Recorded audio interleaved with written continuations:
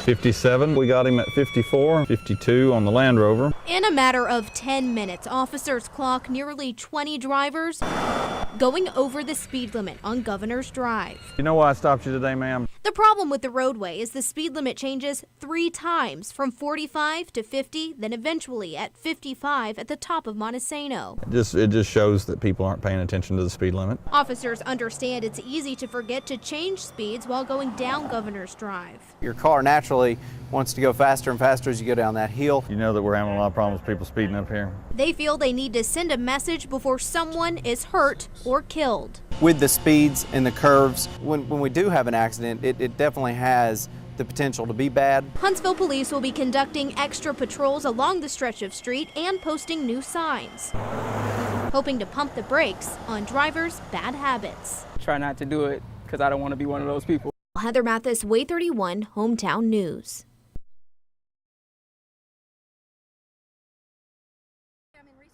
Erin Keniston takes Wayne Road in Old Monrovia home from work every day. While the route makes the most sense, she says it's not always the safest.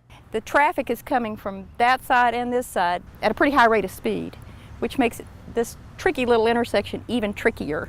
Coming off of Wayne Road onto Old Monrovia is a very sharp turn up a small slope. It's almost a hairpin. It's like almost 180 degrees that you have to kind of do that. Keniston says drivers hardly ever go the 35-mile-an-hour speed limit, add in rush hour traffic, and she says it's a nightmare getting home each day.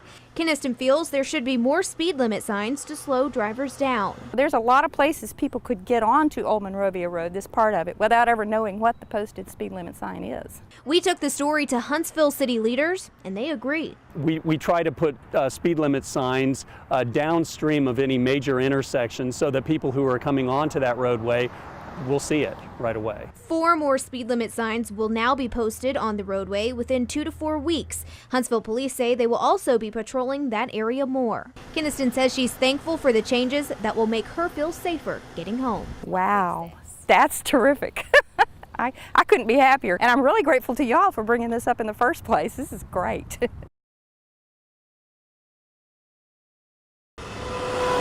On a busy afternoon, drivers say sights like this are not uncommon. People having a difficult time seeing through traffic to turn off of Ryland Pike onto Highway 72 East. And there's someone in the turn lane like that car there.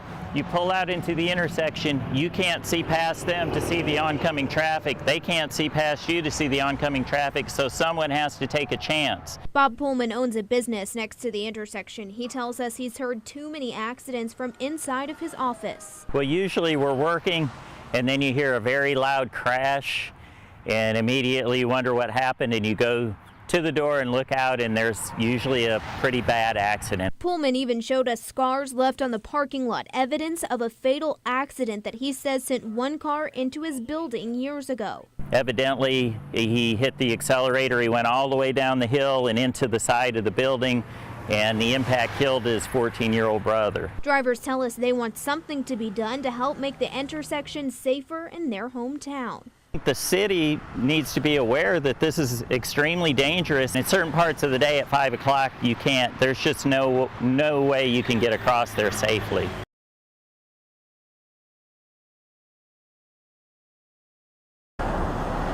More room on the roads. Is it helping you get home or making it more dangerous on your drive? It's not just in Huntsville, it's on the national level. We're re-examining how we construct our streets. It seems unusual, but engineers say new studies show wider roads actually make drivers more likely to speed and drive recklessly. Wider roads help traffic move faster, but they don't necessarily always help it move safer.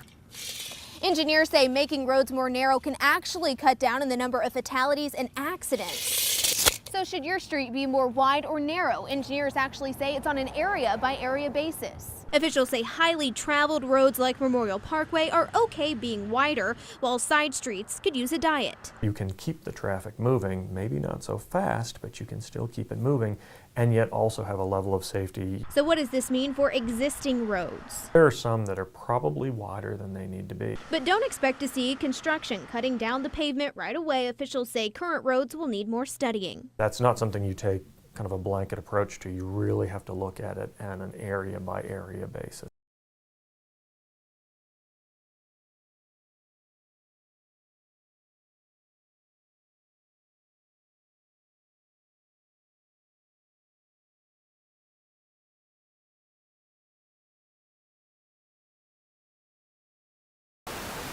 It needs to be safe for all these neighborhoods here and the families that live here. They walk children, they walk dogs, they run. Cheryl Michaels' children go to Huntsville High School. The family only lives less than a mile away, but she won't let her children walk to school because of this intersection at Bob Wallace and Whitesburg Drive. Seriously dangerous to cross this intersection at most times of the day. Here's the thing, residents who live on Bob Wallace do have a crosswalk to get across California Street, but once they're on the other side, there's no safe way to get across Whitesburg.